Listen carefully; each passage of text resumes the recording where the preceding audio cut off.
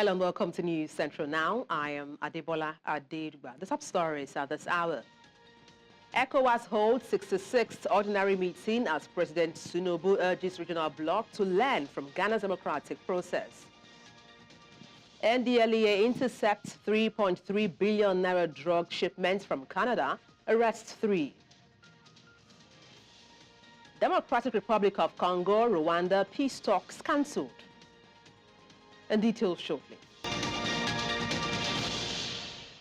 News Central Now at this hour begins in Nigeria's capital, Abuja, where President Bola Tinubu has called on West African leaders to emulate Ghana's recent peaceful elections, praising the democratic maturity displayed.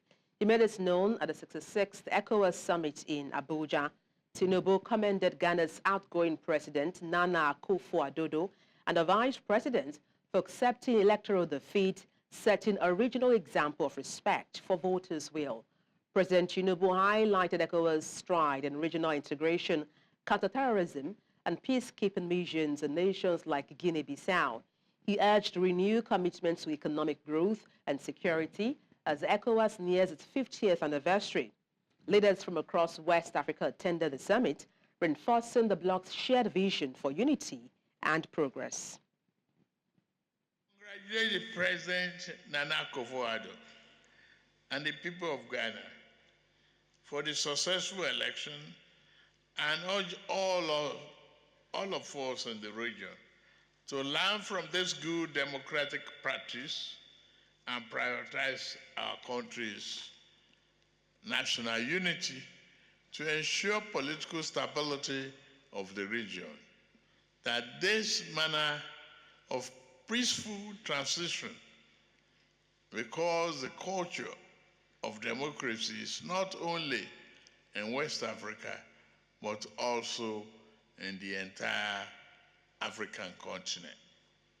At this junction, let me take time and give a special validatory to one of us, Mr. Democrat.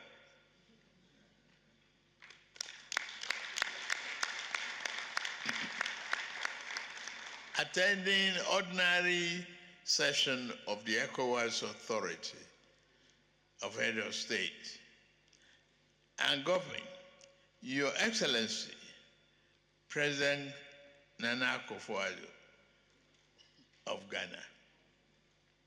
Thank you for being who you are.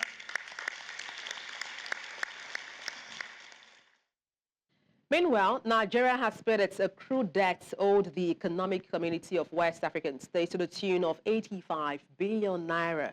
President of the ECOWAS Commission, Omar Toure, disclosed this in a statement at the opening of the 66th ordinary session of the ECOWAS Authority of Heads of State and Government in Abuja.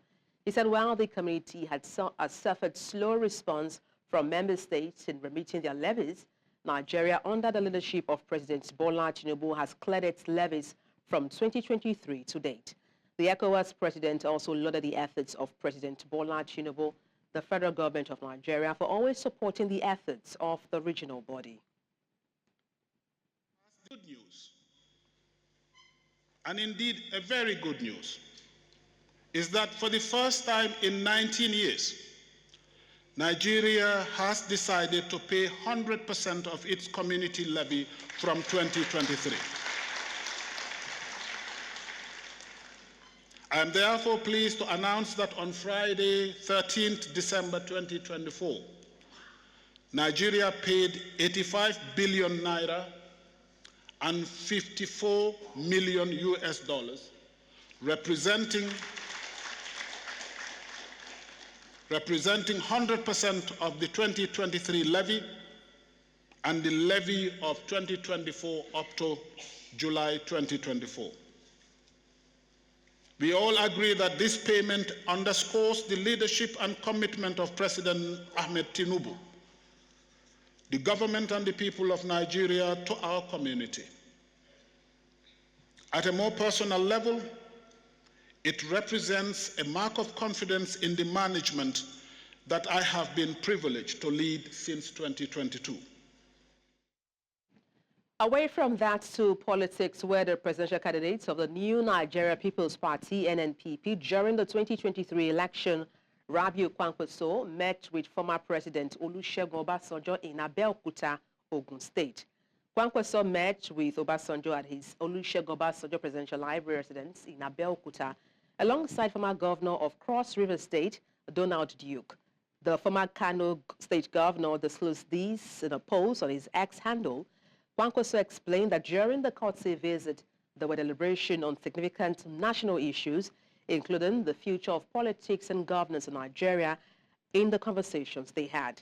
And this is not the first time Kwankwaso would meet with a former president.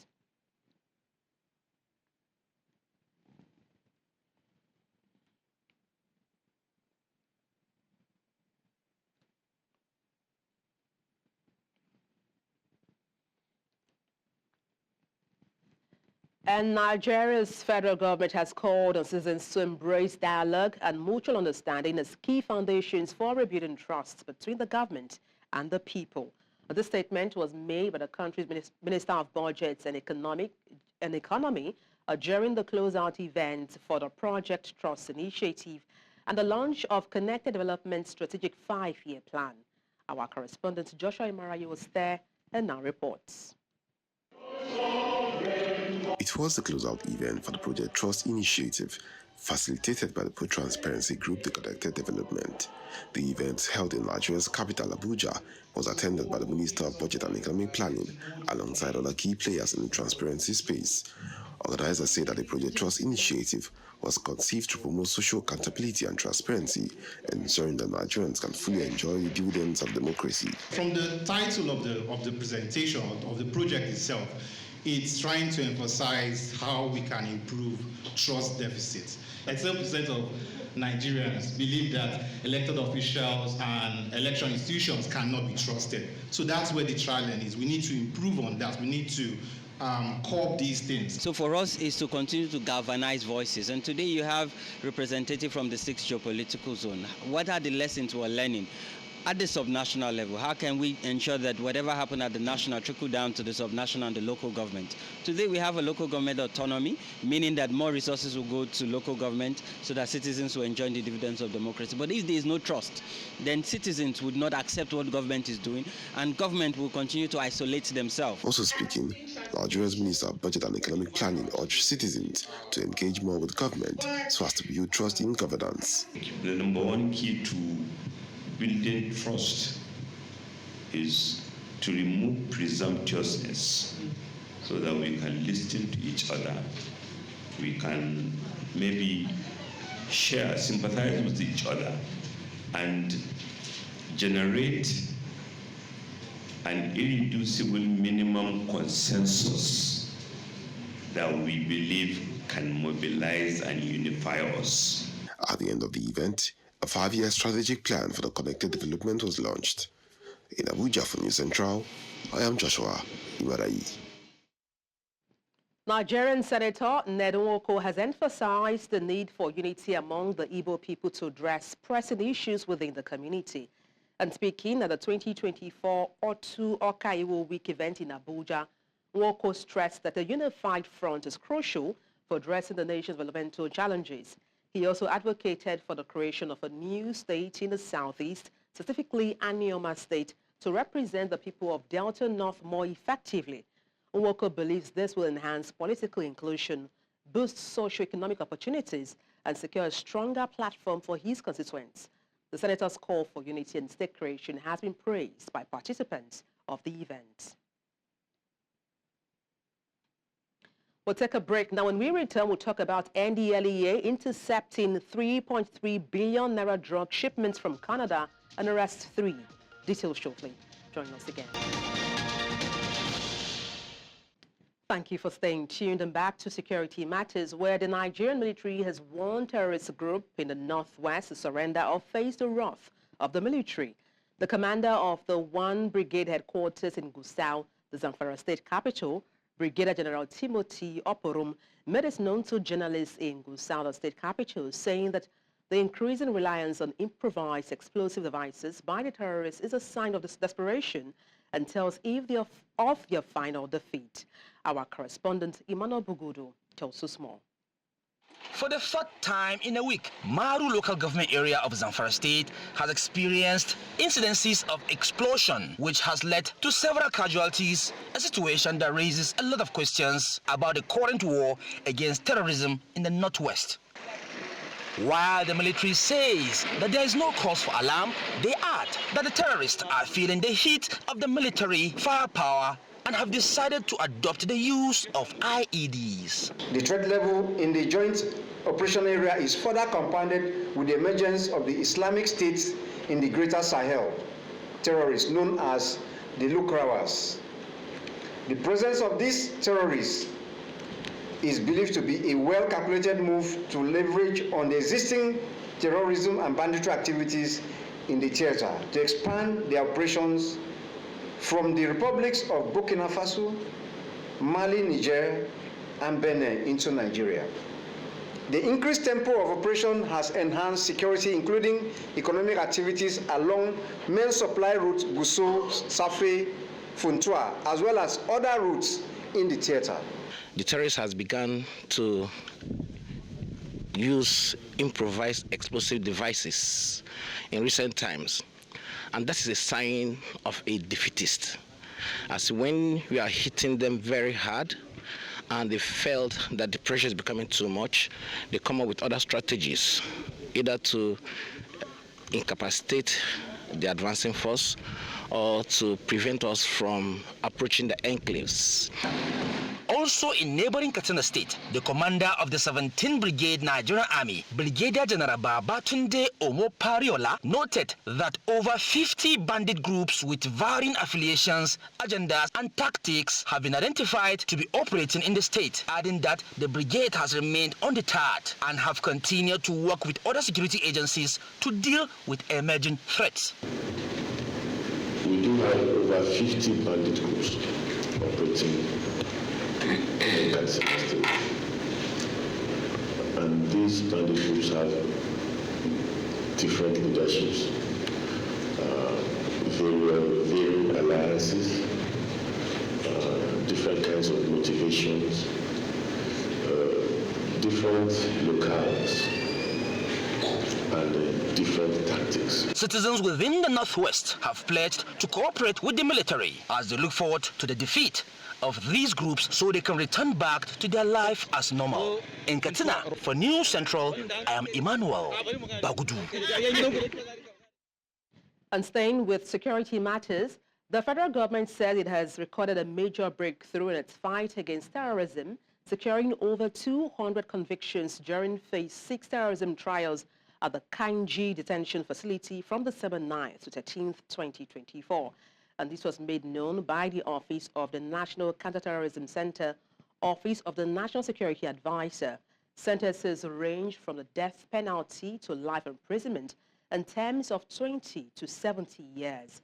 Those convicted included individuals guilty of heinous crimes like attacks on civilians, abductions, and terrorism financing. The trials, overseen by the Office of the Attorney General and the National Counterterrorism Center, adhere to global judicial standards. Attorney General Chief Lateef Fagbemi and National Security Advisor Nuhu Rubadu praised the judiciary and security forces, urging Nigerians to remain vigilant in ensuring national security. Away from security matters, the NDLEA has intercepted drug shipments worth 3.3 billion naira at a Tinkan seaport in Lagos State. The consignment, concealed in auto packs from Canada, included 83.3 kilograms of methamphetamine and 867.5 kilograms of loud, a potent cannabis strain. 3 businessmen connected to the drugs are Isaac Onwumere, Nwanolue Emeka, and Friday Ogbe were arrested. In Rivers State, the agency seized 4.4 billion naira worth of codeine-based syrup from shipments originating in India. NDLEA Chairman Brigadier General Buba Mawa commended the operatives, affirming the agency's capacity to track and intercept drug consignment. The seizures follow extensive intelligence work with the NDLEA continuing its war against drug abuse campaigns nationwide. The Nigerian Prison Service, NPS, was renamed the Nigerian Correctional Service, NCOS, on August 15, 2019, when President Muhammadu Buhari signed the Nigerian Correctional Service Act of 2019 into law. Over the years, stakeholders say without structural reforms, these has only remained symbolic. With some of the world's most congested correctional centers, overcrowding stems from punitive measures, denial of bail, poor judicial practices. Experts suggest solutions like granting bail more consistently, using funds for discongestion effectively, and adopting non-custodial sentences such as community services and parole. The Mantu template demonstrates this. An NGO freed over 200 inmates with fines as low as 2,000 Naira using 250,000 Naira. Legal frameworks like the ACJA already provides avenues for reform, but implementation is critical to achieving lasting decongestion and true correctional service in Nigeria.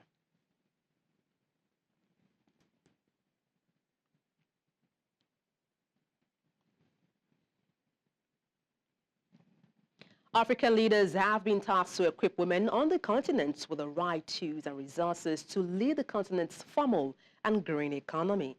And this call was made during the maiden edition of the African Women's Sustainability Conference, which held in Abuja, the nation's capital, focusing on empowering women on the continent as catalysts for sustainable growth and development.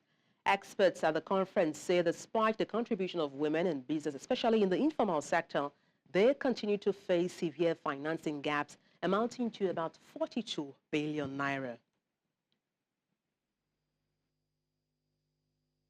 Women constitute approximately 50% of Africa's population and own about 58% of Africa's MSMEs.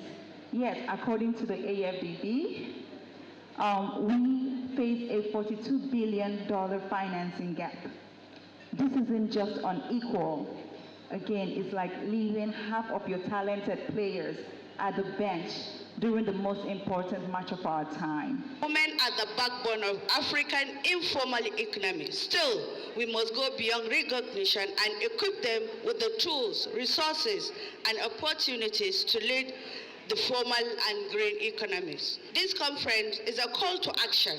It reminds us of the immense potential for green investment opportunities within the Federal Capital Territory. Let us ensure that our women entrepreneurs are equipped and empowered as catalysts for sustainable growth.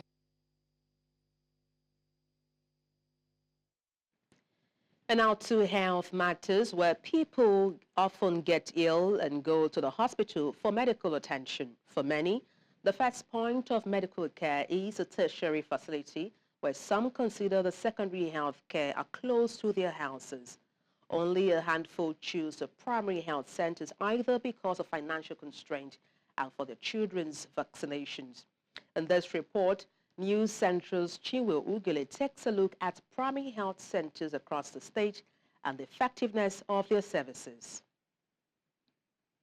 These are health facilities in different communities in Umuahia North local government area of Abia State.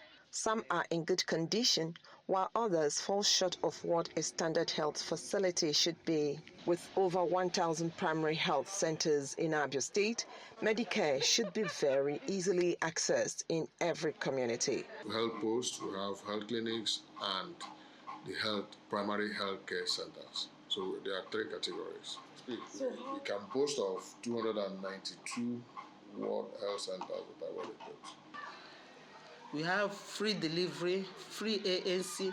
Even Abia State government provides malaria drugs, and we give, if we test the person and it is positive, we give free malaria drugs here. As the only stage of healthcare service that is free of charge in the state, many people are expected to key into the program. I even got a chance to be tested for malaria virus free of charge in one of the centers using the testing kit. Those who subscribe to the health centers attest to its usefulness and efficiency in times of emergencies. Now my baby is sick, and immediately I brought him here. Our nurse explained everything to me, which I understand very perfectly. When I fall sick, I first consult the primary health center, in my community. In communities such as Nkataibeku, Ajata, Okuta, there are just a handful of those who have enrolled for the free primary health care. Not having enough manpower spread across the primary health facilities is a major challenge. Our governor is addressing the issue of infrastructure, is addressing the issue of equipment, but where we have a problem is the Jakba, Simba, and the human resources for health. And I want to believe that if we're able to fix the other two that we are working on now, this other one won't be a problem. Recently, Governor Alex Oti disclosed that Abia State emerged second in the Southeast Zone in the Primary Health Care Leadership Challenge and won the UNICEF prize of $400,000.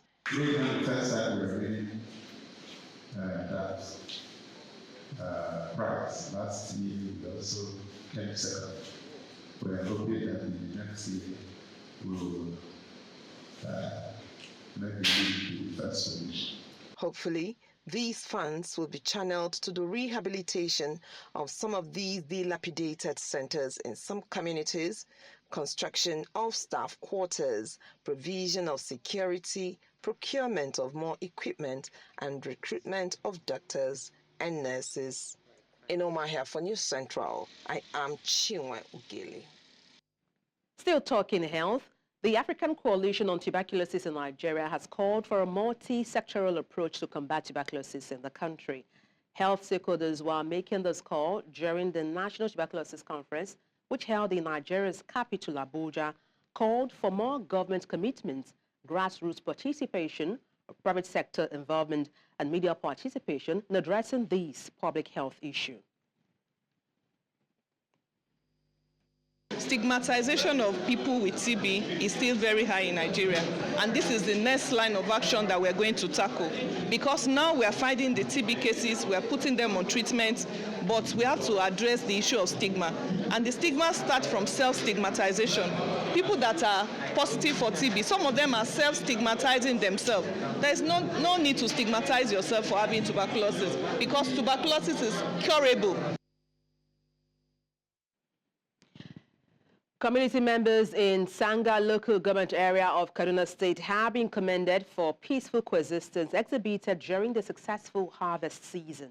The commendation was given by the commander of Operation Safe Haven, Major General Abdulsalam Abubakar, during distribution of palliatives to community members in the area as part of the non-kinetic measures by the Nigerian military in ensuring sustainable peace in affected areas of their operations.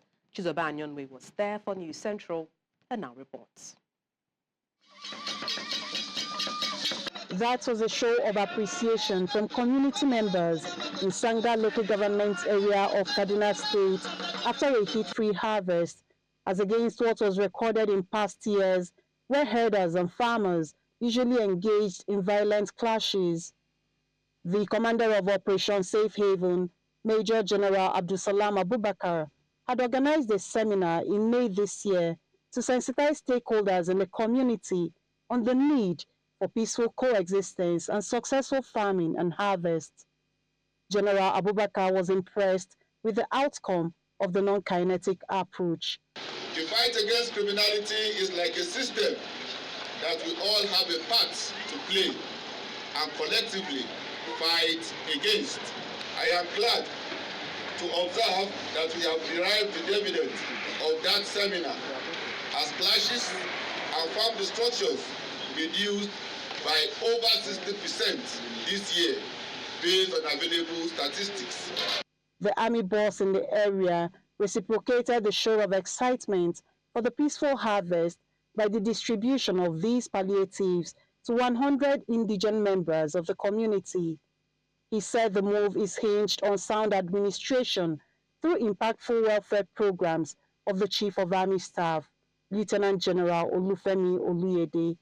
This is our little way of encouraging the widows and those with physical challenges in Operation Safe Haven operating environment as part of our non-kinetic lines of operation.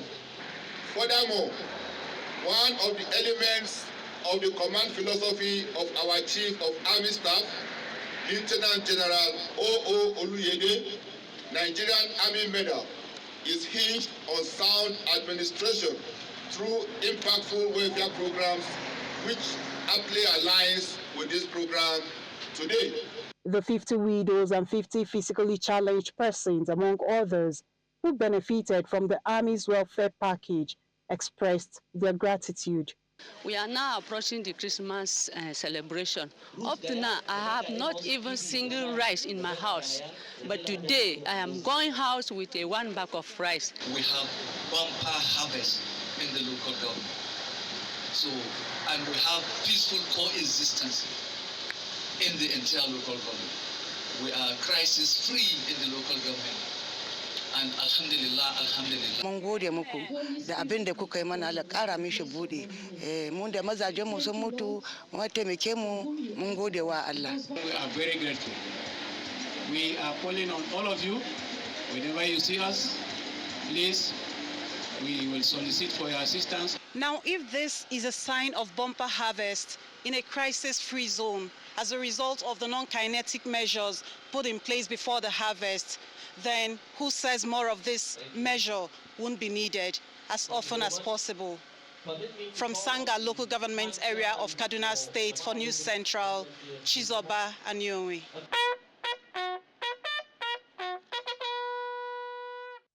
Stakeholders at the 7th National Council on Youth Engagement have called for increased funding to establish and expand skills acquisition across Nigeria as solutions to the country's rising unemployment rate. They stress that inadequate funding and limited access to skill-building opportunities hinder Nigeria's progress in tackling unemployment. News Central's Umaru Kirawa fills us in. Stakeholders, including policymakers, youth leaders, advocates and industry leaders, gathered in Maiduguri, the Borno State capital, to discuss strategies for empowering the nation's youth. With the theme, transforming and repositioning the Nigerian youth to thrive and catalyze economic development, they offered insights on how to address the challenges facing Nigerian youth. We have at least three vocational centers in Borno State that is currently working, but we need more. If we can get a lot of funds from the federal government, I think one of the two issues of the unemployment will be resolved. The youth leaders also urged both federal and state governments to strengthen partnerships with the private sector to create more opportunities for technical training, innovation and entrepreneurial growth. The council have now brought a lot of initiatives and programs that is going to serve as a landmark in empowering the youth of this country. There's one of the initiatives brought by the Minister of One Youth, Two Skills, where one youth will be trained with 2 skills in order to be self-empowered. And as you can see in Borno State, the governor has established more than 10 skills acquisition centers where youth are being trained, and at the tail end, they have been given take-off grants to go and empower themselves. On the sidelines, some young entrepreneurs showcased their handiworks to inspire others to embrace skills acquisition. We have confronted numerous adversities, yet I am continuously inspired by resilient credibility, determination of His Excellency towards developing our youth in Borno State. We believe in Nigeria. We believe in this government. And we know there's going to be a changes because we have a president and governors that are listening. We listen. The only thing we are pushing forward and which we are going to do is to support the youth. Environment where creativity thrives, ideas flourish, and dreams become a reality. Moreover, it is imperative that we address the unique needs of youths across different regions. 4 thematic areas have been identified as priorities for developing Nigerian youth: governance, jobs, skills and innovation, cultural and behavioral change, and human capital development. In Maiduguri for News Central, Umaru Kirawa. Coming up, deadlock in Democratic Republic of Congo, Rwanda peace talks. Details shortly. Join us again.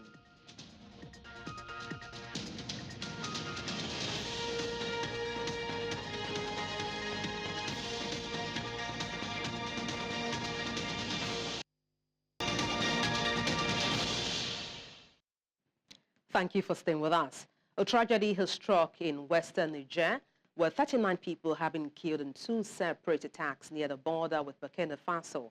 The Defense Ministry reported that 21 people lost their lives in Liberi, while 18 were killed in Kukuru, including children. These barbaric acts occurred between December 12th and 14th in the Terra border region, an area notorious for jihadist attacks. The region has long been a hideout for jihadists linked to the Islamic State group and Al-Qaeda, who have waged war against the government. Recent attacks have resulted in significant loss of lives. In Central Africa, a summit between DRC and Rwanda has been abruptly cancelled after the latest round of talks to end fighting in the eastern DRC resulted in deadlock. The talks between delegations from both sides stalled overnight over Rwanda's demand that the DRC open direct dialogue with the Kigali-backed M23 rebel group that has seized sway of the eastern DRC since 2021, displacing thousands and triggering a humanitarian crisis. There have been high hopes that DRC Congo leader Felix Tshisekedi and his Rwanda counterpart Paul Kagame would sign a peace deal at a summit hosted by Angolan President João Lourenço, the African Union designated mediator in the dispute between the neighboring countries. But after the talks stalled late Sunday, Rwanda officials said Kagame decided not to travel to Luanda for the meeting. O acordo foi negociado a 99%, praticamente, tendo havido entendimentos sobre as questões-chave, que são três questões-chave. A primeira questão-chave é a desmobilização, o desengajamento das forças. A segunda questão-chave era a neutralização dos FDLR. E a terceira questão-chave é a questão do grupo M23. Portanto, Sua Excelência, o Presidente João Manuel Gonçalves Lourenço, teve, portanto, a sabedoria de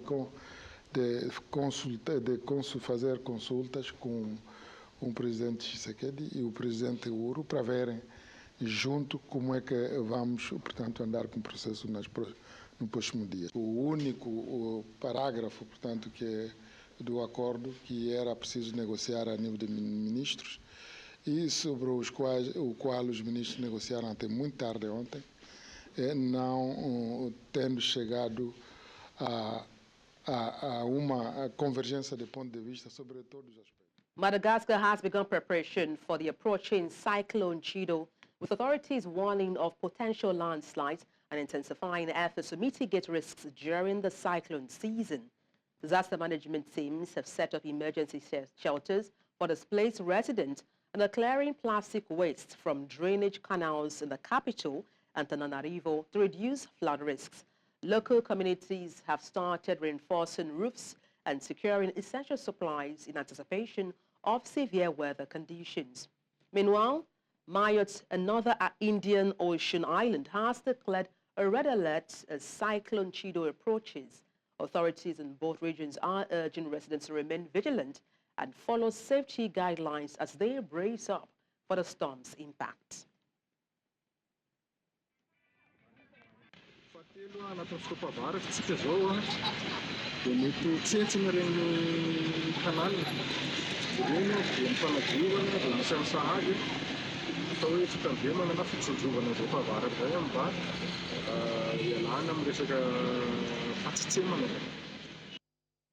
Still ahead, in the aftermath of Syria crisis, the newly appointed interim head of Damascus, Governor Maha, calls for solidarity.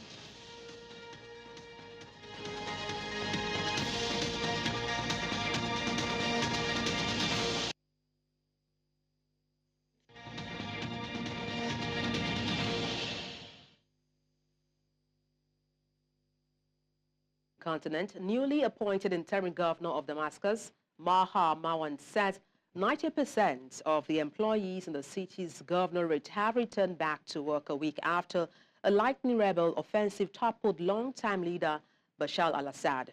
The governor, who commended the people for their resilience, called for solidarity during a meeting with journalists at his office in the Syrian capital.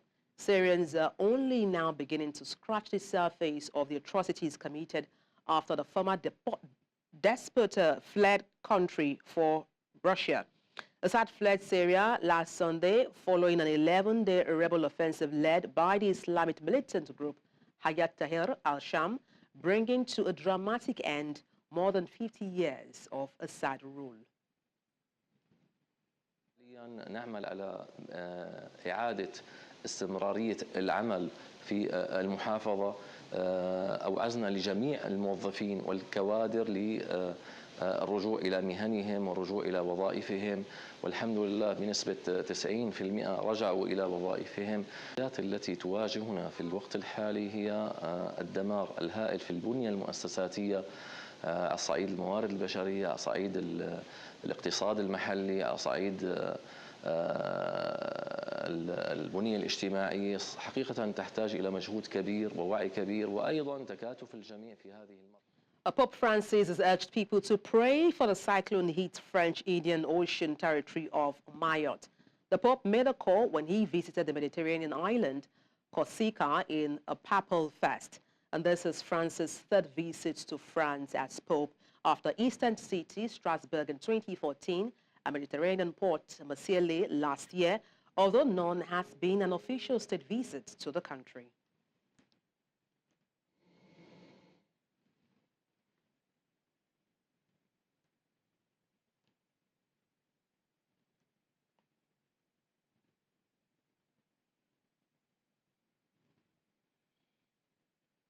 Tutte le terre che si affacciano su questo mare, specialmente per la Terra Santa, dove Maria ha dato alla luce Gesù.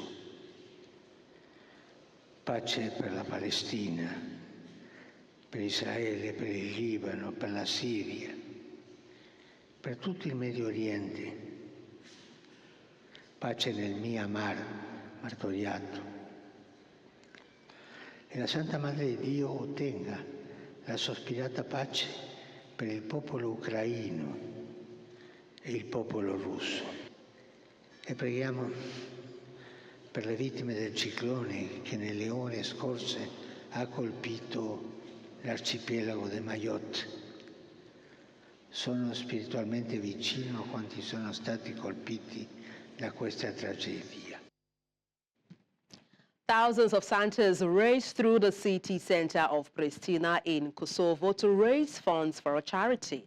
The 9th edition of the marathon, which aims to help the pediatric oncology clinic, is a success, according to the organizers. And in business, the federal government of Nigeria plans to raise 120 billion naira through a bond auction on December 16th, 2024, to finance its budget deficit. The move comes amid cautious market dynamics, with investors closely watching the government's borrowing plans. Perpetua Fatima Peter has more on today's business news.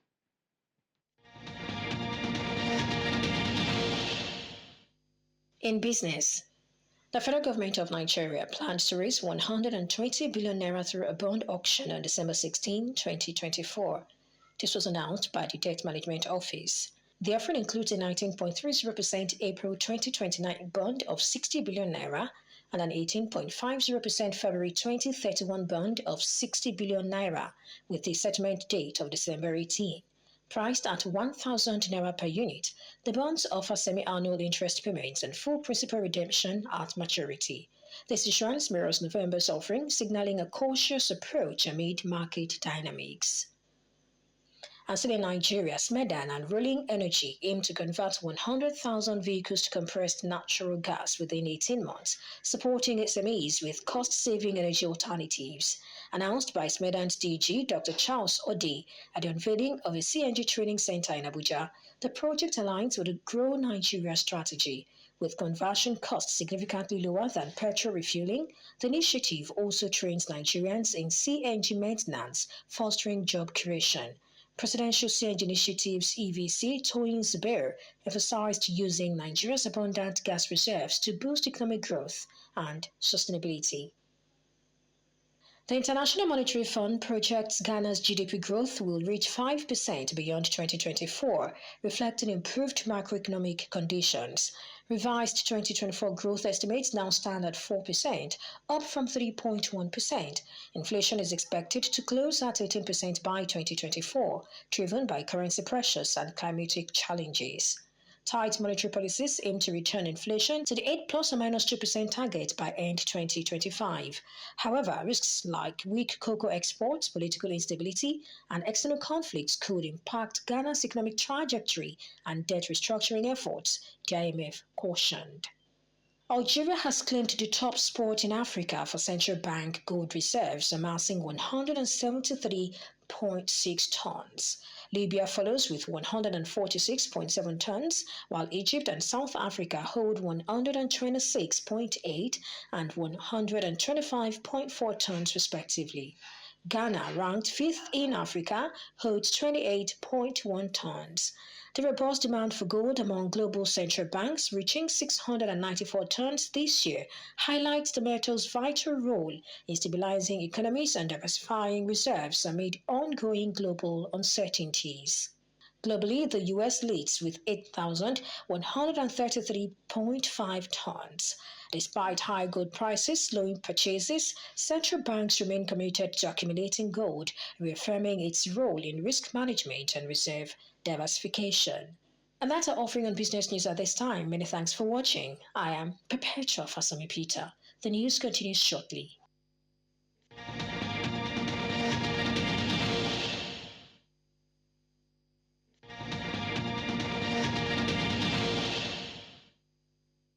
In the sporting world, Black Bulls Maputo stunned Nigerian giants Enyimba with a dominant 3-0 win in Group D of the CAF Confederation Cup.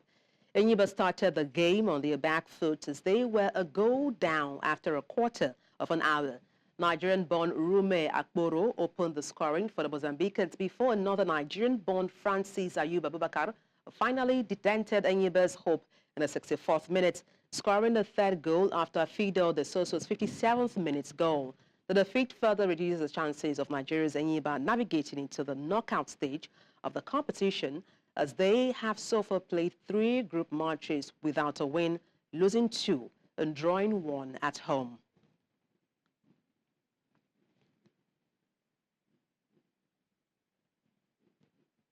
Egypt's Shamel Yusuf emerged victorious in the men's Junior AP World Cup, defeating Saudi Arabia's Abed Hassan 15-8 on the opening day of the tournament held at Charterhouse in Lagos. The event, sanctioned by the International Fencing Federation, attracted 34 fencers from 10 countries, marking a major milestone for fencing in Nigeria. Speaking after the competition, Samuel Adeyinka, president of the Fencing Federation of Nigeria, and Patricia Ayenuru of British Fencing praised the high standard of performance displayed by the fencers while highlighting the success of the tournament as a positive step towards Nigeria hosting more international fencing events in the future, signaling the country's growing prominence in the global fencing community.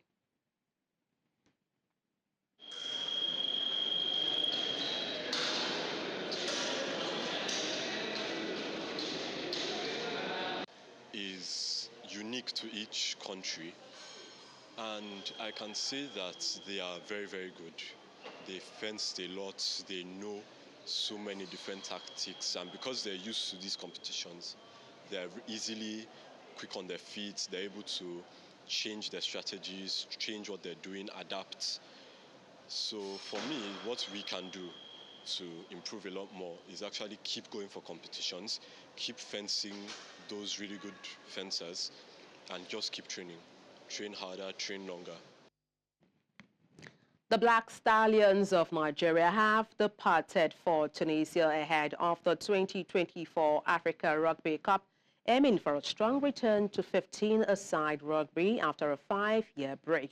Now, under head coach Steve Lewis, Nigeria will face Tunisia, Ghana and Zambia in the group stage, with the top team advancing to play defending champions Morocco. Before their departure, Nigeria Rugby Football Federation President Dr. Ademola Are encouraged the team to remain focused despite preparation challenges.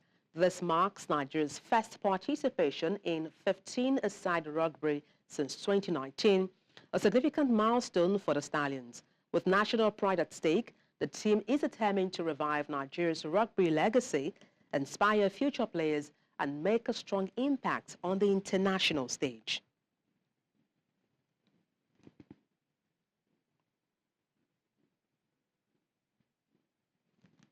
And that's all on the news. Let's take a look again at some of the major stories. ECOWAS holds 66th ordinary meeting as President Tinubu urges regional bloc to learn from Ghana's democratic process. NDLEA intercepts 3.3 billion Naira drug shipment from Canada, arrests 3. DRC Rwanda peace talks cancelled. You can watch News Central live on DSTV, channel 422, Star Times, channel 274, Avo TV, and YouTube. Many thanks for watching. I am Bola Tinubu.